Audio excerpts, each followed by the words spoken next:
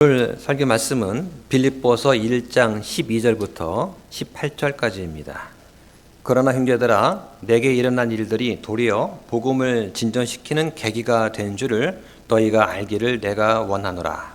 그리하여 그리스도 안에서 내가 결박된 것이 온 궁궐 안과 다른 모든 곳에 드러나게 되었고, 주 안에 있는 형제들 중에 많은 이들이 내가 결박된 것으로 말미암아 확신을 갖게 되어 두려움 없이 더욱더 담대하게 말씀을 말하게 되었느니라. 참으로 어떤 이들은 심지어 시기와 다툼으로 그리스도를 선포하고, 또한 어떤 이들은 선한 뜻으로 하나니 한 부류는 내가 결박된 것에 고통을 더할 줄로 생각하여 순전하지 않게 다툼으로 그리스도를 선포하나, 다른 부류는 내가 복음을 변호하기 위해 세워진 줄 알고 사랑으로 하느니라. 그러면 무엇이냐? 그럼에도 불구하고 거칠애로 하든지 진실로 하든지 모든 방법으로 그리스도께서 선포되시나니 이로써 나는 그것을 기뻐하고 참으로 기뻐하리라. 지난 시간에는 빌립보서 1장 9절로 11절까지 말씀을 나눴습니다. 바울이 빌립보 사람들과 또 우리 그리스도인한테 주는 영적 성장을 위해서 하는 4가지 기도라는 제목으로 말씀을 살펴보았습니다. 바울이 영적 성장을 위해서 빌립보 교인들과 또 우리한테 무엇이 필요한가 하는 것을 4가지를 말해 주었습니다. 첫 번째는 지식과 모든 판단에서 사랑이 더욱더 풍성해져야 된다라고 말을 했습니다. 이것은 아는 것을 말하는 것입니다. 둘째로는 뛰어난 것을 입증하라고 하였습니다. 이것은 행동하는 것을 말하는 것이죠. 셋째는 순전하고 걸려 넘어지게 하는 것이 없는 사람이 되라고 했습니다. 이것은 성화를 말하는 것입니다. 그 마지막으로 의의 열매들로 가득해서 하나님의 영광이 되고 찬양이 되어라 하는 4가지 제목을 가지고 말씀을 드렸습니다. 오늘은 빌립보서 강의 4번째 시간입니다. 제목은 내게 닥친 악한 일을 극복하는 방법이라는 제목으로 말씀을 정하였습니다. 이 빌립보서 말씀을 보게 되면 우리는 사도 바울의 마음을 잘 살펴볼 수가 있습니다. 1장 3절부터 8절까지는 바울이 감사하는 내용이 나옵니다. 또 9절부터 11절까지는 바울의 기도가 나오는데, 이것을 읽어보면 바울이 빌립보 사람들을 얼마나 아끼고 사랑하는지를 잘 알 수가 있습니다. 오늘은 이 바울의 처한 상황을 한번 살펴보고자 합니다. 그리고 바울한테 닥친 이 악한 일들이 바울이 어떻게 극복하는지 그 과정을 한번 살펴보고자 합니다. 지금 바울이 처한 환경은 녹록지가 않습니다. 다른 사람들이었다면 쉽게 낙담하고 말았을 그런 상황입니다. 여러분은 어떨 때 낙담하십니까? 오랫동안 내가 계획해오고 준비해왔던 그 일들이 무산이 되었을 때 쉽게 낙담할 것입니다. 몇 년간 열심히 공부했습니다. 자격증도 땄습니다. 그런데 막상 대학을 졸업해 보니까 취업할 곳이 없어요. 직원을 채용하지 않습니다. 지금 많은 젊은이들이 낙담하고 있습니다. 제 아내가 가장 좋아하는 올림픽 종목이 쇼트트랙입니다. 손에 땀을 쥐고 응원을 합니다. 제가 방에서 이렇게 공부하고 있으면 갑자기 비명을 질러요. 그러니까 뭔데? 하고 나와보면 지금 막 1, 2를 다투고 있는 중이죠. 쇼트트랙 하는구나 하고 알 수가 있습니다. 그런데 심판의 석연치 않은 판정 때문에 결승 진출이 좌절이 되었을 때 선수들은 쉽게 낙담을 할 수가 있습니다. 그래서 오늘 설교의 제목은 그럼 나한테 닥친 악한 일들이 있을 때는 어떻게 극복할 것인가 하는 것이죠. 먼저 바울한테 닥친 그 악한 일이 무엇이었는지를 한번 살펴보면 좋겠습니다. 그리고 극복한다는 게 무슨 뜻인지도 한번 알아보시기 바랍니다. 12절부터 14절까지를 보면 지금 바울은 로마에서 셋집에 감금된 상태에서 결박된 상태에서 편지를 쓰고 있는 중입니다. 잠깐 배경을 말씀드리면 바울은 그 그토록 가고 싶어 했던 로마에 도착했습니다. 그런데 감옥에 갇혀 있는 상태예요. 이게 바울이 닥친 악한 일이었습니다. 이젠 길이 막혔구나 하고 낙심할 만합니다. 그런데 바울은 뭐라고 합니까? 결박당한 것이 오히려 복음의 방해를 주기는커녕 복음을 전파할 수 있는 계기가 되었다라고 말을 합니다. 어떻게 합니까? 바울을 지키는 로마의 군사들이 있었어요. 또 바울을 찾아오는 다른 사람들한테 복음을 전파했습니다. 그래서 자신한테 벌어진 이 악한 일들이 도리어 복음을 전파하는, 그래서 다른 형제들한테 용기를 주는 계기가 되었다라고 말을 하는 그런 과정입니다. 한번 자세히 살펴보겠습니다. 12절에서 바울은 자기에게 닥친 그 악한 일들이 다른 사람한테 복음을 전하는 계기가 되었다, 진전시키는 계기가 되었다라고 말합니다. 빌립보 사람들은 지금 바울이 어떤 상황인지 잘 알고 있어요. 그래서 빌립보서 4장 14절에 보면 빌립보 사람들이 바울의 고난을 함께 나누었다라고 하였습니다. 바울은 사람들이 지나치게 염려하는 것을 원치 않았습니다. 왜냐하면 지금 바울이 선포하는 것은 복음이었어요. 복음은 유앙겔리온, 영어로는 가스펠입니다. 가스펠은 굿 타이딩 하고 스펠이라는 말이 붙어있는 말이죠. 굿 타이딩이라는 말은 굿 뉴스예요. 좋은 소식입니다. 스펠은 말한다는 뜻이죠. 그래서 좋은 소식을 말한다는 뜻이 복음이에요. 사전에 보면 그리스도와 하나님의 왕국과 구원에 관한 메시지다라고 정의가 되어 있습니다. 복음은 예수 그리스도를 통한 그 십자가를 통한 구속의 기쁜 소식입니다. 왜 기쁜 소식이냐? 누구든지 값 없이 믿음을 통해서 은혜로 받기 때문에 기쁜 소식입니다. 여기는 무슨 조건이나 차별이 없는 것이죠. 내가 무슨 대가를 치러야 한다면 그건 은혜가 아닙니다. 예수님께서는 모든 사람을 위해서 십자가에 돌아가셨습니다. 누구든지 예수님을 믿기만 하면 구원을 받습니다. 이 복음의 소식이 멀리 퍼져 나가야 했어요. 특히 바울은 이방인을 위해서 주님으로부터 선택된 사람이었습니다. 베드로와는 다르게 바울은 이방인을 위한 사도로 부르심을 받았고 이 일에 최선을 다했습니다. 바울이 지금 감옥에 갇힌 이유도 알고 보면 이 일을 잘 감당하기 위해서 스스로가 선택한 일이었습니다. 그 선택은 지혜로운 선택이었어요. 그 당시에 유대인들이 이 바울을 잡아 죽이려고 했어요. 그것으로부터 피하기 위해서 이 바울은 스스로 가이사르한테 상소를 합니다. 그래서 로마 군사들한테 보호를 받으면서 그토록 가고 싶어 했던 이 로마에 무사히 도착할 수가 있었던 것이죠. 그리고는 복음이 진전되는 경험을 지금 하고 있는 것입니다. 어떻게 보면 바울은 자신의 상황에 대해서 부정적인 관점으로 바라볼 수도 있습니다. 왜냐하면 첫 번째는 자신의 감옥에 갇혀 있습니다. 그래서 더 이상은 전도 여행을 나갈 수가 없어요. 이방인을 위한 복음 전도자가 되어서 세상 끝까지 복음을 전파하는 것이 본인의 소원이었는데 지금 그 소원이 막혀 있는 것처럼 보였습니다. 하지만 바울은 복음의 관점에서 긍정적으로 자기 삶을 바라보았습니다. 복음이 퍼져 나간다면 그것은 듣는 사람한테는 굿 뉴스가 될 것이죠. 그 복음이 지금 퍼져 나가고 있는 중입니다. 자신은 감옥에 갇혀 있어요. 하지만 복음은 계속 퍼져 나가고 있습니다. 내가 감옥에 갇혀 있어도 복음은 전파되는 것입니다. 바울은 내가 아니면 안 된다는 생각을 하지 않았습니다.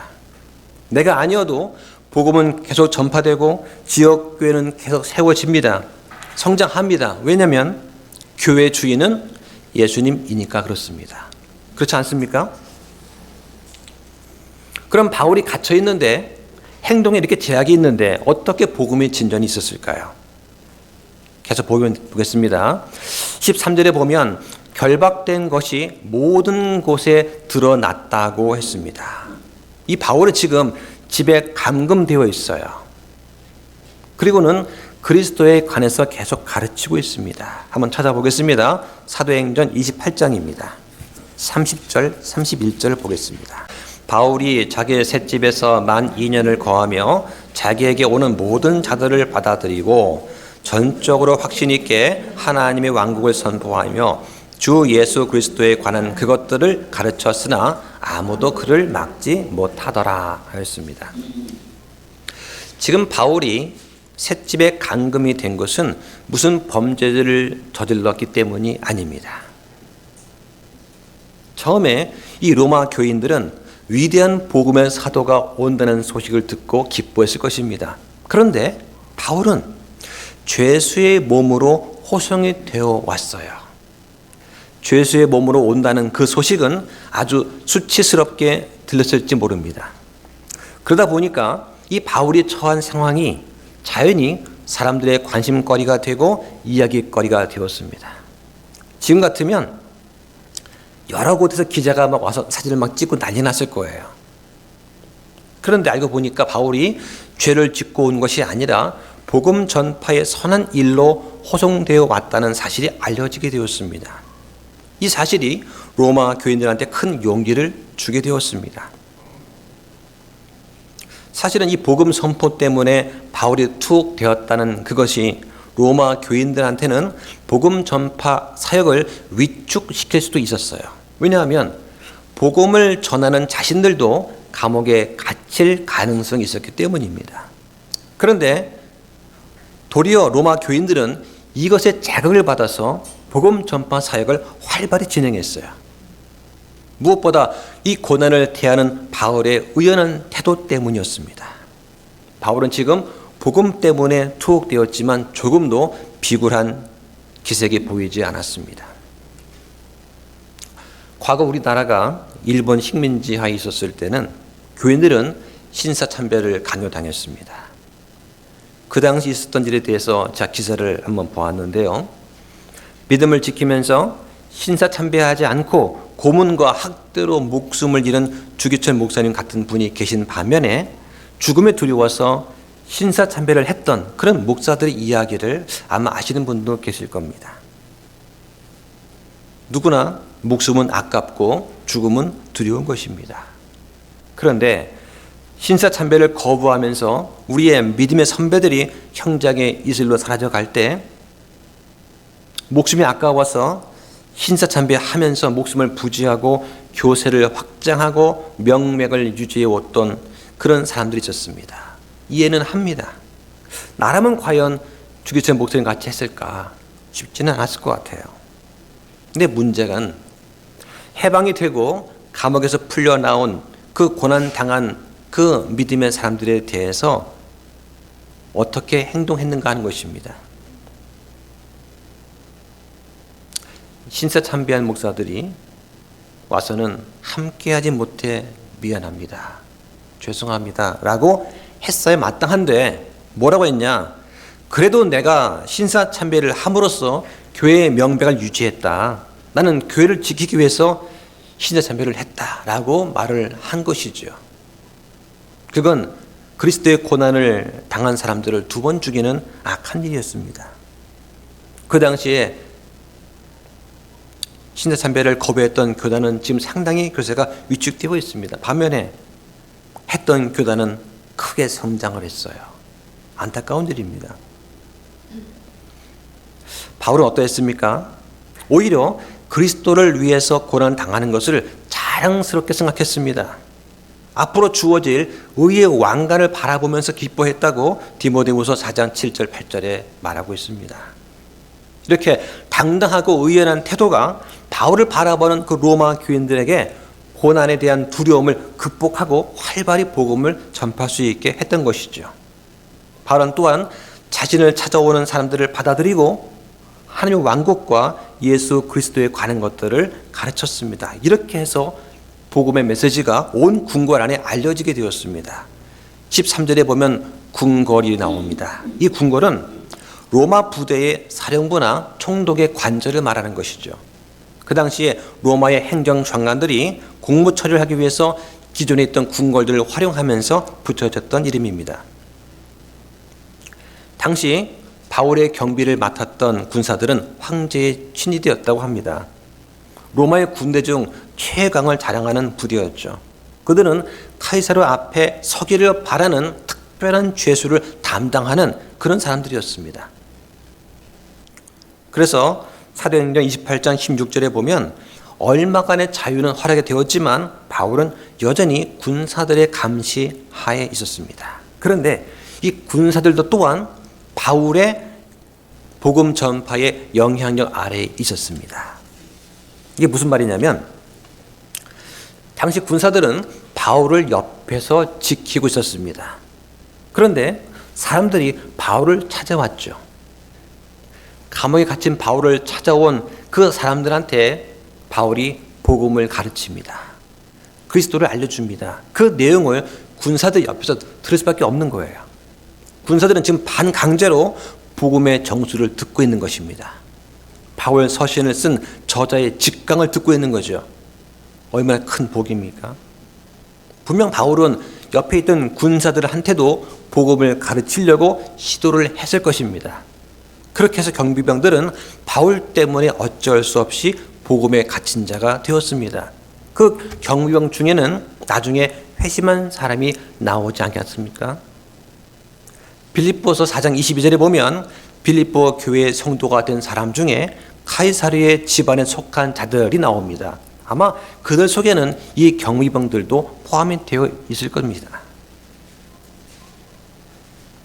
바울이 전한 이 복음의 메시지는 이렇게 궁궐 안뿐만 아니라 다른 모든 곳에도 전파가 되었습니다. 아마 입에서 입으로 전파가 되었을 것입니다. 그리고 바울을 찾아오는 그 사람들을 통해서 또 널리 알려졌을 것입니다. 이렇게 바울의 고난이 로마에서 커다란 복음의 진전을 이루는 계기가 되었다는 사실을 이 빌립보 교인들은 알 필요가 있었어요. 왜냐하면 그들은 바울의 신변을 걱정한 사람들이었고 바울의 사역을 큰 관심 갖고 도왔던 사람들입니다.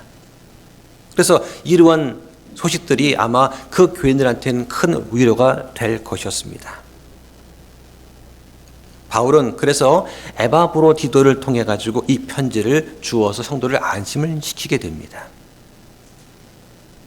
바울의 이 복음 전파 사역에 대해서 늘 긍정적이고 선한 생각을 품었던 이 빌립보 교인들, 그 성도들이 이 소식을 접한다면 신선한 충격을 받고 열심을 내어서 바울 못지않은 복음의 진전을 가져올 것이라고 믿었습니다.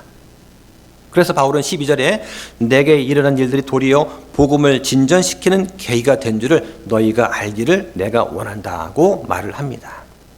그렇게 해서 바울은 지금 자기에게 닥친 악한 일을 극복을 한 것입니다. 셋집에 감금이 되어서 결박된 것이 어떻게 보면 바울한테는 악한 일이었지만 오히려 바울을 지키는 군사들과 자기를 찾아오는 그 사람들한테 복음을 전할 수 있는 자유를 주었던 것입니다. 한 사람이 복음을 위해서 헌신하게 되면 그 복음이 증거가 되고 주변 사람들한테 용기를 주게 되는 것입니다. 나 하나의 헌신으로 전체 교회가 용기를 얻고 사명을 감당하게 된다는 것이죠. 그걸 기억하시기 바랍니다. 지금 우리 교회에도 묵묵히 섬기면서 헌신하는 분들이 계십니다. 남이 알아주든 말든 개의치 않습니다. 자신이 할 수 있는 일을 하는 분들이 있습니다. 그러면 다른 분들이 그분들을 보고 용기를 얻고 나도 해볼까 하고 배우게 됩니다. 그런 것들이 저한테는 위로와 감사를 주는 것이죠. 아마 예수님도 그것을 보고서 기뻐하실 거라고 믿습니다. 그런데 바울한테는 또 다른 더 큰 악한 일이 지금 기다리고 있습니다. 14절에 보면 바울의 결박된 상황이 다른 사람들로 하여금 어떤 행동을 하도록 촉구하고 있습니다. 바울은 지금 결박되어 있습니다. 그런데 주 안에 있는 형제들한테 더욱더 확신을 갖고 담대하게 말씀을 전하게 만들었습니다. 사도행전 28장 31절에 보면 사람들은 바울이 결박된 가운데서도 낙담하기는커녕 자유롭게 복음을 가르치는 것을 보았습니다. 전적으로 확신 있게 가르쳤으나 아무도 바울을 막지 못하더라.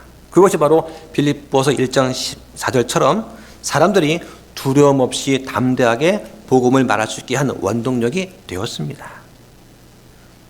그렇게 복음은 계속 퍼져나갈 수 있었고 바울한테 그것은 또한 굿 뉴스가 되었던 것입니다.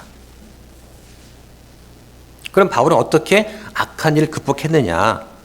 다른 예를 한번 보겠습니다. 15절부터 18절까지 되겠습니다.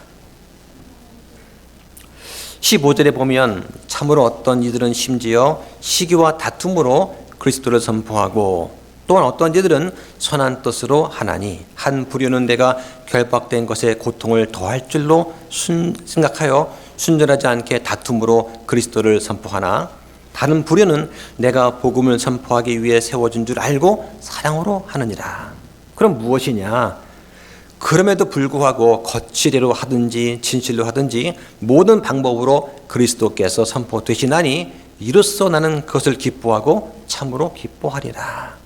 이 말을 할 때 바울의 심리가 어땠을까를 한번 생각하시면서 들어보시기 바랍니다. 이 말씀 배경을 말씀을 드리면 지금 빌립보 교회는 바울이 2차 전도 여행을 할 때 세웠던 교회였습니다. 빌립보 교회는 루디아 여인의 집에서 시작했습니다. 점치는 영한테 사로잡힌 소녀를 고치고 감옥 간수를 전도함으로 활성화된 교회입니다. 빌립보 교인들은 바울 사역에 열정적으로 헌신했습니다. 또 바울 사역을 돕기 위해서 어려운 가운데서 여러 차례 헌물을 보냈습니다. 바울은 그런 빌립보 교인들한테 자신이 복음을 로마에서 전하다가 겪었던 일에 대해서 지금 설명하고 있습니다. 로마에서 복음을 전하는데 두 부류의 사람이 있더라. 한 부류는 시기와 다툼으로 그리스도를 선포하고 또 다른 부류는 선한 뜻으로 선포하더라 하는 것이죠. 그러면 이들 대해서 어떻게 바울이 했습니까? 시기와 다툼으로 전도한 사람들을 막았습니까? 그렇지 않았습니다. 어떤 이유든지 복음이 전파되기만 한다면 그것은 귀하고 기쁜 일이라고 바울은 말합니다. 15절에 보면 어떤 사람들이 바울이 결박된 것에 고통을 더할 목적으로 그리스도를 선포했다고 나옵니다. 이게 무슨 말일까요? 16절에 보면 한 부류는 내가 결박된 것에 고통을 더할 줄로 생각하여 순전하지 않게 다툼으로 그리스도를 선포하나라고 했습니다. 그런 사람들은 시기와 다툼 그리고 이기적인 욕심에 의해서 그렇게 한 것이죠. 여기 다툼이라는 말은 단순한 의견의 충돌이 아니에요.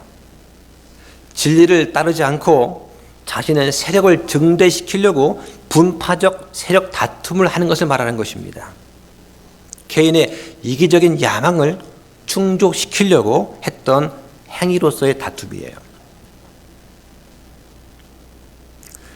바울이 로마에 도착해서 그리스도를 전파할 당시에 아마 그 당시 이미 로마에는 교회가 있었을 것입니다. 그리고 어떤 전도자들은 탁월한 지혜를 갖고 있었겠지요. 이 사람들이 아마 기독교에서 다시 유대교로 돌아간 자들이거나 아니면 시기심이 많은 로마 교회의 리더였을 것입니다. 그런데 바울이 복음을 전파하니까 큰 변화가 일어났습니다. 바울은 사도였습니다. 사도는 예수님을 직접 만났거나 예수님에 의해서 보내심을 받은 자가 사도입니다.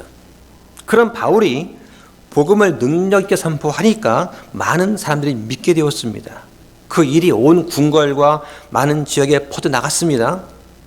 그래서 이미 로마에 있었던 기존의 지도자들한테 그 소식 귀에 들어갔겠죠. 그리고는 자신들의 지위가 흔들렸을 것입니다. 그로 인해 아마 질투심이 일어났을 것입니다. 이 때문에 그들은 그리스도를 전파하되 순수한 동기가 아니라 이기적인 동기에서 전파했습니다. 다시 말해서 다시 명예와 존경을 받고 기존의 기득권을 회복하기 위해서 그리스도를 전파했던 것입니다. 그들의 이런 이기적인 마음 속에는 스스로 라이벌이라고 생각했던 그 바울을 괴롭히려고 하는 그런 것들이 포함되어 있었습니다. 복음을 전파할 때 바울을 내가 누름으로써 자신의 명예와 지위를 확고히 다지려고 했던 것입니다. 그래서 자신들이 바울의 결박에다가 고통을 더해 줄 수 있겠지라고 생각했습니다. 왜 그러냐면 이들은 자기들이 그리스도의 복음을 전파하면 유대인들의 반감을 살 것을 예상했습니다. 당시 유대인들은 바울을 증오했지요. 그래서 바울을 더 철저하게 매장시켜 버릴 수 있다는 계산을 했을 것입니다. 그 대가로 그리스도인 사이에서 자신들의 위치가 공고해질 거라는 생각을 가졌던 것으로 보입니다. 이렇게 바울은 크게 두 가지의 악한 일, 외부적으로는 당시 옥중 생활이라는 어려움을 겪었고 내부적으로는 그리스도의 교회 내에서 자기를 시기하고 질투하는 그런 무리 때문에 이중적인 어려움을 직면하고 있었습니다. 이것이 바울에게 닥친 악한 일이었어요. 그런데 15절 하반절과 17절에 보면은 또 다른 부류가 나옵니다. 어떤 이들은 선한 뜻으로 하나니 17절에 다른 부류는 내가 복음을 변화하기 위해서 세워진 줄 알고 사랑으로 하느니라 하고 했습니다. 17절에는 바울의 표현에서 기쁨이 묻어나는 것을 볼 수가 있습니다. 어떤 기쁨이냐? 첫째로 사람들의 그러한 선포가 사랑과 선한 뜻으로 한 것이라는 점을 바울은 알아차렸습니다. 그 사람들은 바울이 하나님으로부터 위임을 받아서 복음을 변화하기 위해서 세움을 받았던 사도라는 바울의 권위를 인정했습니다.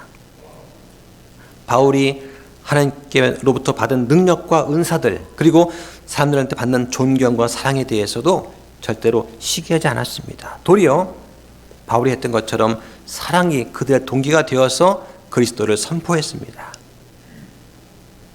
사람들은 바울이 지금 결박된 것 때문에 믿음이 약해지기는커녕 감옥에 갇혔지만 전혀 당황하지 않고 비굴하지 않는 바울을 보고서 더욱 용기와 힘을 얻었습니다. 두려움 없이 복음을 전파했습니다. 그리고 그런 바울의 발자취를 따르겠다는 그런 것을 행동으로 보여주었습니다. 둘째로 바울을 박해하려고 했던 그 사람들이 결과적으로는 복음을 전하고 있다는 것을 바울이 알고 기뻐했습니다. 18절에 보면 그럼 무엇이냐? 그럼에도 불구하고 거칠애로 하든지 진실로 하든지 모든 방법으로 그리스도께서 선포되시나니 이로써 나는 그것을 기뻐하고 참으로 기뻐하리라 하였습니다. 거칠애든지 시기와 다툼을 하든지 어쨌든 그리스도가 선포되고 있었습니다. 바울에게 있어서 인생의 좌우명이 있다면 무엇일까요? 제가 보기에는 아마 성경 말씀 중에서 고린도전서 2장 2절에 예수 그리스도 곧 십자가에 못 박히신 그분 외에는 아무것도 알지 아니하기로 결심하였다 하는 그 말이 아닐까 싶습니다. 예수 그리스도 십자가에 못 박히신 그분 외에는 아무것도 알지 않겠다라고 하는 것이 바울의 인생 좌우명이 아니었을까요? 그래서 바울을 박해하려는 사람들이 많았지만 그들에 의해서 그리스도 선포되었을 때 바울은 기뻐하고 참으로 기뻐할 수가 있었습니다. 바울의 지금 관심은 자기 자신이 아니었습니다. 그리스도였습니다. 여러분의 가장 큰 관심사는 무엇입니까? 정치입니까? 올림픽 경기인가요? 드라마입니까? 직장 문제입니까? 자녀 문제입니까? 가정 문제입니까? 무엇이 지금 여러분의 마음을 끌고 있습니까? 그것이 무엇이든 간에 이 시간 하나님 앞에 다 내려놓으시기 바랍니다. 우리에게는 이미 구원이라고 하는 영원한 생명이라고 하는 안전 보장이 주어져 있습니다. 어떤 고난도 어떤 어려움도 그것을 빼앗을 수는 없습니다. 우리는 이미 이긴 자입니다. 비록 질투하는 마음과 자기의 명예를 얻기 위한 동기였지만 바울을 대적하는 자들이 복음을 전파한 사실로 인해서 바울은 오히려 크게 기뻐했다고 합니다. 그들의 시기와 다툼은 바울한테 절대로 문제가 되지 않았습니다. 우리 교회를 시기가 질투하는 사람이 있다 하더라도 우리한테는 그게 절대 문제가 되지 않습니다. 바울은 참으로 예수님을 사랑하는 사람이었습니다. 자신의 명예보다 예수님이 더 중요했습니다. 예수님을 너무나 사랑했기 때문에 예수님만 높여질 수 있다면 내가 오해받고 내가 어려움을 당할지라도 내가 악한 일이 닥칠지라도 기쁜 마음으로 감당할 수 있었습니다. 우리도 모든 관심이 그리스도께 있어야 됩니다. 어떤 것도 그리스도보다 내 지위와 명예를 결핍시켜서는 안 됩니다. 그렇게 하는 것이 어떤 모양으로 다가올지 모르는 시험에 대한 최선의 예방책입니다. 무엇보다 예수님을 사랑하시기 바랍니다. 특히 우리는 바울이 그리스도의 일을 자신의 기쁨으로 삼았다는 그 사실에 주목해야만 합니다. 바울은 자기를 따르는 무리가 많다고 해서 자기를 인정해주고 추종해주는 것을 인해서 절대 기뻐하지 않았습니다. 바울은 그리스도께 자신의 모든 기쁨의 근원을 두었습니다. 여러분에게도 그리스도가 가장 큰 기쁨이 되십니까? 그런 사랑이 풍성해지기를 축원합니다. 우리는 지금까지 바울이 어떻게 악한 일을 극복했는지를 한번 살펴보았습니다. 셋집에 결박되었습니다. 자유를 잃었습니다. 박해를 받았습니다. 그래도 바울은 그리스도를 사랑하는 마음, 복음 전도자로서 복음 전하는 일에 자신의 전부를 걸었습니다. 그 결과 악한 일이 바울한테 닥쳤지만 바울은 극복을 했고 기뻐할 수 있었습니다. 그것을 우리 삶에 한번 적용해 보면 좋겠습니다. 먼저는 나한테 닥친 악한 일을 극복하는 방법을 잘 이해를 해야 됩니다. 바울한테 있어서 인생의 목표는 예수 그리스도를 선포하는 것이었습니다. 가장 큰 기쁨이 그것이었습니다. 여러분도 그리스도의 향기가 되지 않겠습니까? 여러분의 인생의 목표가 무엇입니까? 예수 그리스도이십니까? 그렇다면 바울의 인생의 목표와 바울의 기쁨이 우리의 것이 될 수 있습니다. 만약 우리의 것이 된다면 어떤 일이 생기냐? 먼저는 우리가 어떤 것보다 더 큰 기쁨을 경험할 수 있게 됩니다. 요한 3서 1장 4절에 보면 이런 말씀이 있습니다. 내게는 내 자녀들이 진리 안에서 걷는다는 것을 듣는 것보다 더 큰 기쁨이 없도다 라고 하였습니다.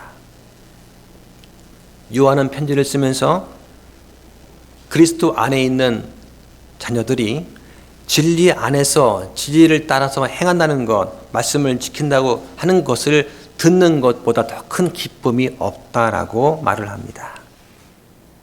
우리는 어떤 상황에 있다 하더라도 악한 일을 극복할 수가 있습니다.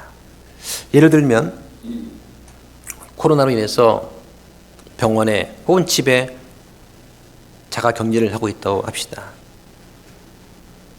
왜 나한테 이런 일이 닥쳤는가라고 불평하기보다는 오히려 그 시간을 하나님과 조용하고 친밀한 시간을 갖기 위해서 보낼 수 있습니다. 감사하며 말씀을 묵상하며 기도하며 교제 시간을 보낼 수가 있습니다. 그럼 극복이 되는 것입니다. 가정과 직장 또 교회에서 내가 어려운 상황에 부닥쳐 때 그 상황에 대해서 입술로 불평하지 아니하고 도우심을 구하면서 감사함으로 극복할 수가 있습니다. 찬양의 입술의 열매를 들 수가 있습니다. 예배가 끝나고 우리 성도와 교제를 합니다. 저는 그때 우리 가운데, 우리 지체 가운데 여러 가지 문제가 있다는 것을 알게 되었습니다. 그런 문제를 우리 교제 시간에 서로 개방하고 알려주고 나눈다는 것, 정말 아름다운 일이죠. 서로 기도와 권면을 구한다면 아주 은혜가 될 것입니다. 한 가지 제가 권면하고 싶은 것은 뭐냐면 그렇게 자기의 삶을 나눈 다음에 이 일을 위해서 함께 기도해 달라거나 다른 사람의 권면의 말을 좀 들어주면 좋겠습니다. 그리고 함께 기도하는 시간을 가지면 좋겠습니다.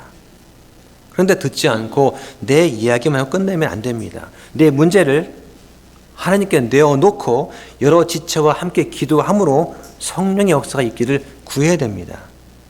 그러면 하나님께서 우리 마음을 치유하시고 위로할 기회를 드리는 것입니다. 우리가 삶에서 그리스도를 최고로 높이고 존귀하게 한다면 우리는 항상 악한 일을 선한 것으로 바꿀 수가 있습니다. 두 번째로 우리가 적용해 볼 것은 하나님께서 불완전한 교사들을 사용할 수 있다는 것입니다. 많은 사람들이 거짓 교사들로 인해서 낙심하게 되는 것을 우리는 인터넷 매체를 통해서 쉽게 보게 됩니다. 그런데 그들이 하는 잘못들 가운데 어느 부분들은 진실된 부분이 숨어 있어요. 무슨 말이냐면 하나님은 그런 거짓 교사들을 사용하셔서 진리를 찾는 사람들을 하나님의 진리에 좀 더 가깝게 가도록 인도해 주십니다. 설교를 듣다 보면 저건 아닌데, 저건 진리가 아니야, 저건 바른 말씀이 아닌데 하면서 참 진리를 찾으려고 한다는 거죠. 저도 그래서 8년 전에 장로교회에서 독립침례교회로 왔습니다.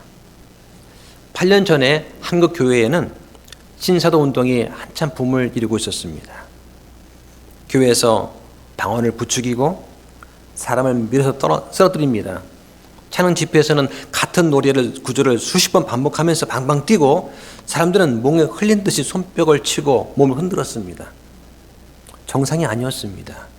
인도자는 그것을 성령의 역사라고 말했지만 제가 볼 때는 아니었습니다. 왜냐하면 하나님은 질서의 하나님이십니다. 처음에는 복음을 전하고 예수 그리스도 선포하면서 시작합니다. 그건 좋은 일이죠. 나중에는 무질서와 광란의 도가니였습니다. 제가 본 그것은 마귀의 역사였습니다. 우린 적어도 부분적으로나마 그리스도가 선포된 것에는 기뻐할 수 있지만 거짓 교사들은 그들의 잘못된 것에 인해서 나중에 회개 보고할 날이 꼭 올 것입니다. 또 그리스도에 관해서 가르치는 사람 중에는 잘못 가르치는 사람도 있습니다. 근데 우리가 본문 18절에서 알 수 있듯이 하나님께서는 불완전한 사람들을 사용해서 사람들한테 예수님을 선포할 수 있습니다. 하나님께서 그런 동기가 불순한 사람들을 쓰실 수 있다면 능력이 불완전한 사람들을 또한 사용할 수 있을 것입니다. 바울은 자신의 능력이 부족하다고 말을 합니다. 그래서 고린도전서 2장 3절 4절에 보면 이런 말씀이 있습니다. 한번 찾아보겠습니다. 고린도전서 2장 2절과 3절입니다. 내가 약하고 두려운 가운데 몹시 떨면서 너희와 함께 있었으며 라고 하였습니다. 왜 바울이 약하고 두려운 가운데 떨었을까요? 바울이 고린도에 오기 전에 아테네에서 복음을 전했습니다. 근데 실패했어요. 사람들이 바울의 말 듣지 않았습니다. 내가 사도인데, 내가 복음을 전했는데 듣지 않았어요. 그것 때문에, 그런 경험 때문에 바울은 두렵고 약해졌습니다. 몹시 떨었습니다.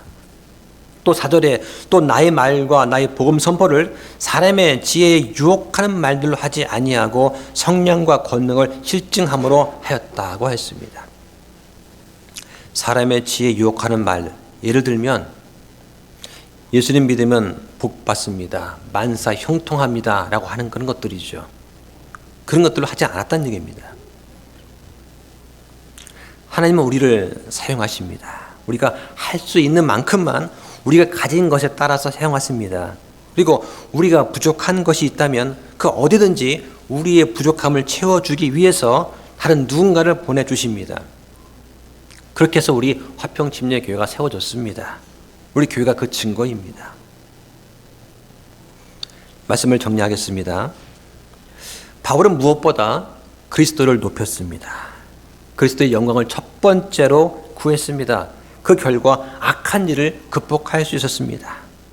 또한 하나님께서는 악한 일들이 협력해서 선을 이루게 하실 수가 있습니다. 우리가 살펴보았듯이 바울이 그리스도를 선포하는 것을 인생의 주요 목표로 정한 것처럼 우리도 그렇게 할 수 있을 것입니다.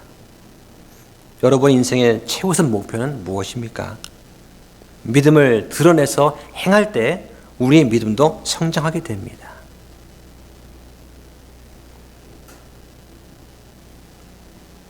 그래서 오늘 제가 강건해서 우리 화평 아카데미를 하라고 하는 것입니다. 배워야 됩니다. 말씀을 공부하고 하나님과 깊은 교제를 해야 됩니다. 해보시면 압니다. 강의를 듣고 말씀을 읽고 시험 준비를 하면서 얼마나 내 자신이 성숙해져 가는 것인가를 체험할 수 있어요. 만약 우리가 죄에 빠져서 길을 잃거나 낙심하는 가운데 있을지라도 우리가 복음에 순종한다면 또 모든 일에 하나님의 도우심과 임재를 인정한다면 하나님께서는 여러분의 그런 악한 환경을 극복할 수 있도록 도와주실 줄 믿습니다. 기도 마치겠습니다.